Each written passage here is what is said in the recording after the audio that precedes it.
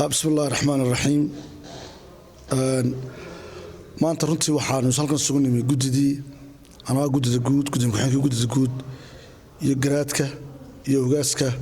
oo runtii ha gudidii nagala shaqeysay wadooyinka ugu muhiimsan ee halbowlaha magaalada Hargeysa tusaale ahaan wadada ka soo gudubta dooxa ee soo hormarta waaxda Maxamuud Haybe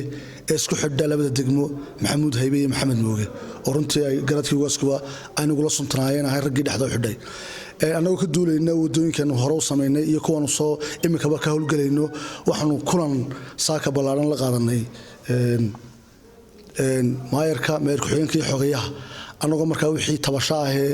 ka soo kordhay roobabka iyo daadadkana ka wada hadalay isla qaadanay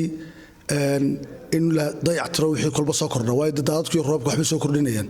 dhismayaal bay duminayaan wadooyin bay ay jeexayaan waan isla qaadanay marka halkan waxaanu ka leenahay saaka anagoo gudi ahaan kormeer ku soo marnay wadooyinkii aan hore u sameeynay waxaan ka baaq uga dareynaa dhammaan dadweynaha degan guud ahaan caasimadda waxaan leenahay dawladda hoose runtii waanu wada shaqeynaynay imikana waanu wada shaqeynaynaa saakana waxaan anaga albaabada ku garaacnay oo kala hadalay waxyaalihii qabyada ahaa ummaduna markay shaqeynayso dhaliil ma weydo shaqadaaba leh haddii la amaano la yidhahdo boqol bay qabteen qofkaas been buu sheegay iyagana uu dulmiyey qofka haddana iyagana caaya ee yidhaahda ceebeeye yidhahda xumay qabanna iyagana uu dulmiyey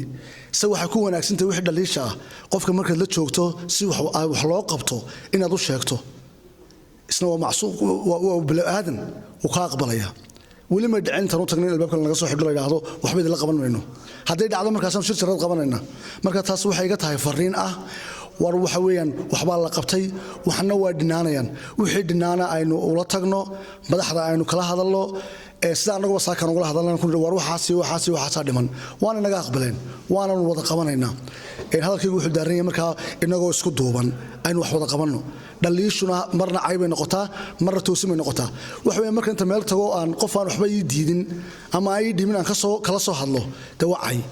laakiin dhaliishu waxa weeyaan miiskan garaacaya waan u tagayaa waan la hadlayaa waan kala hadlayaa taasa la yiraahdo dhaliil anagoo wixii aan soo dhaliil halkan ka oran maayo laakiin wixii aanu doonaynayno tabanino waan kala hadalnay iyaguna waa naga aqbaleen waana nagu mahadnaqaynaa wixii ay qabteen horena waa ugu mahadnaqaynaa waxa ka dhimanna waxaan leenahay war idinka magaalada maayir ku-xigeen iyo xoogay iyo guddi fulineedba waa dawladda hoose qabtaanu leenahay oo ma isbarbar taagayno oran mayno wax walba waa qabateen war waxa idinka dhimanna qabta waa qaban karaysaane wixii hore ummadda u qabateenna way caddahay wadada dheer tusaalahan soo sheegay wayna la fuliyeen ogaaskii garadkayga dambeyn doonee lacag aan runtii aanan doonin halkan ka sheego yar baan bixinay haddaan iska barbar taagin nomay qabsoonteen inamada waan ku amaanayaa dhammaantood iyagu si duuban baan ku amaanayaa si xilkasnimo leh oo hawlkarnimo leh ay noola qabteen ilaahayna muu qarino wadada way samaysantay qof kastoo maraana uu mahadnaqayaa anaguna ugu mahadnaqaynaa wassalaamu calaykum waraxmatullahi wabarakaatu بسم الله الرحمن الرحيم الحمد لله رب العالمين والعاقبة للمتقين ولا عدوان إلا على الظالمين صلى الله على محمد وعلى آله وصحبه وسلم أجمعين هل كان شركة شرائد أنا قبضني waxaan ugu kalifay roobabkan laxaad kale ee maanta wadanka ka daaya wadooyinkii la sameeyay dayacaada ka muuqata wixii dayactir u baahan wixii degmooyinka horumar u baahan in wax laga qabto inaanu la kulanno saaka qoladeeda gudida sahan barwaaqo kamida iyo qoladeeda gudida horumarinta ee degmada Maxamuud Haybe iyo Maxamed Moogaba waxa ka qabadkooda diyaarka u ah in wixii dayactiree meesha loo baahan yahay aan saaka dhaliil wixii jiray iyo wixii wax qabad u baahan baan ka wada hadalay iyo wixii hore nagu soo taxnaaba waxyaabihii hore aan ka wada hadalay ee aan u soo bandhignay degmooyinka Maxamuud Haybe iyo Maxamed Mooge 8 wada loogu ballan qaaday 8 wada loogu ballan qaaday contribution-ka iyagana in wax laga bixiyo iyaguna ay xoogooda bixiyaan anaguna aanu wax ka geysano ayaanu ku ballanay wadooyinkii waxa ka qabsoomay 8 wado saddex waxay ahaayeen masalaha Maxamed Moogana wuxuu ahaa laba saddexna Maxamuud Haybe ahaayeen marka waxa ka qabsoomay wadadii jameecadu way samaysantay wadada kale hudu hormartaana diyaar bay imka tahay ahayd tan kale ee isku xidhay saddexda degmo macalin haaruun iyo maxamuud haybe iyo maxamed mooge taasna waa la soo sameeyey waxaanu ugu mahad celinaynaa sida wanaagsan ee ay noola qaateen horumarka xaafadda ee ay noo qaabileen saakana dhaliilahoodii ay nooga qaateen inay wax qabtaanna ay noogu talagaleen wixii la qabanaya dambana siday diyaarka u leeyihiin iyaga aad baan ugu mahad celinaynaa sida wanaagsan ay noola soo shaqeeyeen wadooyinka wixii samaysmay mooye wixii dayactir u baahanna waxay noo soo ballan qaadeen in la dayactiro wixii hore ay nala soo qabteenna waan ugu mahad celinaynaa 300 kun baa ku baxday wadada saddexda degmo isku xidha 300 kun contributionkii xaafadaha lama ka ornay wax yar bay noqdeen dadweynaha waxaan ku boorinaynaa wadajir bay laba gacmood wax ku qaban karaan baa la yidhi aynu suheeshano walaale aynu suheeshano oo aynu danta guud ka wada shaqayno wixii inoo qabsoomayna filaahi alxamdi waxa imka inoo dhimana diyaar baynu leeyay waxaan leenahay maayirka iyo maayirka xigeenka iyo xoogayaha sida mugga iyo miisaan kale ee ay wadada noogula dagaalameen ay wax noogala soo qabteen annaga mid taariikh ku noo aweeyaan caasimada oo dhamna wixii ay dayactir u baahan tahay waxaan leenahay insha Allah taala idinkana ilaahay ku asturo in dadka ma garanaysa xaafadaha deganna sidii ay wax ula qaban lahaayeen aynu la wada shaqayn lahayn falowgeed aynu qabanno marka waxaan ku hambaliyeenayaa anigu sida wanaagsan ay saaka nooga qaateen wixii aanu isla tagnay ee arrimaha iyo sida wanaagsan ay noola soo shaqeeyeenba annagu waanu ku hambaliyeenaynaa waxaananu leenahay intayda ka dhimanna ilaahay ku dhameystirahay idinka dhigo bili aadmiguna waxa weeye waa dhaliil joog idinkana inta wixii cabashay iyo wixii dadku ay la socdaanba kulli sida anagana nooga dhageysateen hal looga wada dhageystaan ay la tahay wassalaamu calaykum waraxmatullaahi wabarakaatuh بسم الله الرحمن الرحيم الحمد لله رب العالمين والصلاة والسلام على رسول الله صلى الله عليه وسلم sida labada oday ee gudoomiyaha iyo garaadka igu horeeyay ay sheegeen runtii horumar ballaaran baa ka socda caasimada guud ahaanteedba caasimada horumarka ballaaran ee ka socda wax ku suntan maayarka iyo maayarka xigeenka iyo xogayaha fulinta dawladda hoose runtii si aan indha laga qarsan karin ayay uga shaqeeyeen waxa kale oo iyadana aan doonayaa inaan iyadana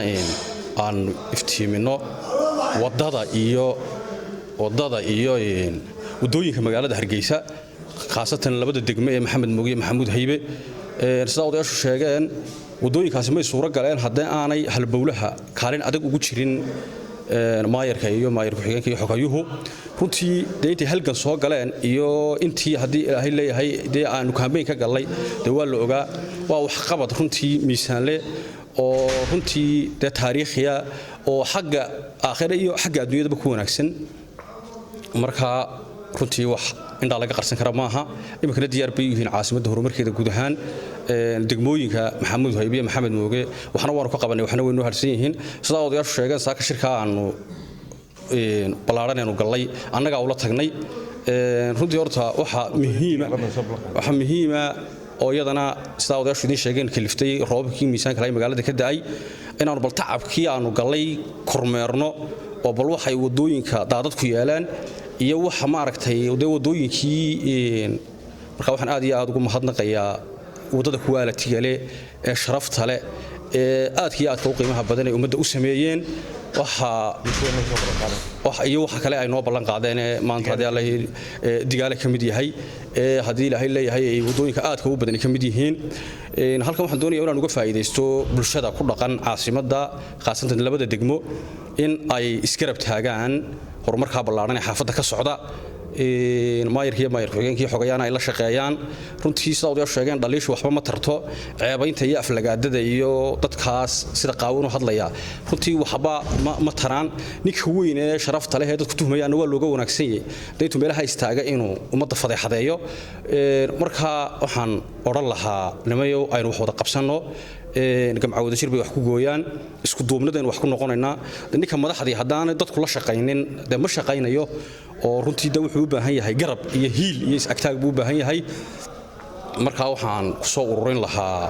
horumarka ballaaran ee xaafadda ka socda yaani indhaha laga qarsanayna meel kale eegine dhaliishana aynaan baranine aynu wax qabadka sheegno qofka ummadda u mahadnaqi waaya ilaahayna uma mahadnaqa baa la yidhi aad iyo aad bay nimadaas ugu ammaanan yihiin muddadii ay xilka hayeen nimanka dhallinyaradii halgan aad u badan bay waddanka geliyeen deendhi caafimaad qaba way arkayaan ciddii kale ee maanta kalena afkooda waa u xoro iyadoo waxba halka odhan mayno laakiin shirkayga sharaa'id wuxuu buu daarnaa uun horumarka iyo wax wada qabsiga iyo inay diyaar inoo yihiin oo ay inoo u halgamayaan oo ay u taagan yihiin wax qabad marka runtii waxaan oran lahaa inuu ku wada baraarugsanaano aynu gamcaha is qabsanno aad iyo aad baan ugu mahadsan yihiin waana ugu ducaynaynaa wax badan oo kalena imika waa noo diyaar waana noo socon doontaa intaasaan ku soo gabagabeynayaa wassalaamu calaykum waraxmatullaahi wabarakaatuh